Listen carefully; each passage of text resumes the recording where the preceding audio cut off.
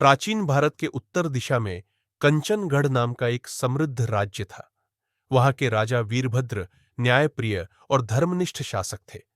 उनके पुत्र राजकुमार आर्यवीर शौर्य और रणनीति के लिए पूरे आर्यावर्त में प्रसिद्ध थे।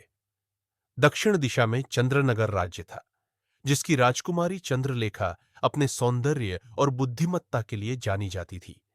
किंतु चंद्रलेखा का एक और गुण उसे खास बनाता था। वह युद्ध कला में भी निपुण थी। दोनों की भेंट एक संयोग से हुई, जब कंचनगढ़ के सीमा क्षेत्र पर डाकुओं का हमला हुआ और चंद्रलेखा वहां से गुजर रही थी।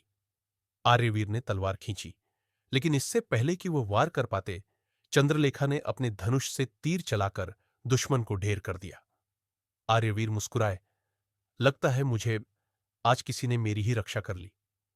चंद्रलेखा ने उत्तर दिया, राजकुमार, युद्ध में जो पहले प्रहार करे वही रक्षक कहलाता है।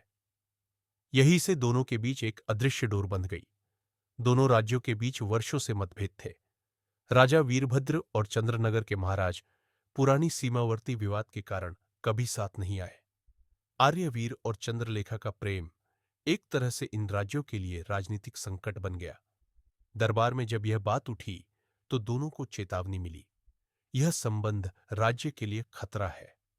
समय बीता और पड़ोसी साम्राज्य ताम्रगढ़ ने दोनों राज्यों पर हमला करने की योजना बनाई, मगर उनके जासूसों ने चाल चली। पहले कंचनगढ़ और चंद्रनगर के बीच झूठी अफवाहें फैलाई, जिससे दोनों राज्यों ने एक दूसरे को ही दुश्मन मान लिया। युद्ध छिड़ने ही वाला था। युद्ध से एक रात पहले आर्यवीर गुप्त मार्ग से चंद्रनगर पहुंचे। चंद्रलेखा पहले से उनका इंतजार कर रही थी। अगर कल युद्ध हुआ तो हमें एक दूसरे की तलवार का सामना करना पड़ेगा। चंद्रलेखा की आंखें नम थीं। आर्यवीर ने कहा, तो हम प्रतिज्ञा करें कि अगर कोई एक बचा तो वह दोनों राज्यों के बीच शांति स्थापित करेगा। दोनों ने चांद की रोशनी में प्रतिज्ञा ली।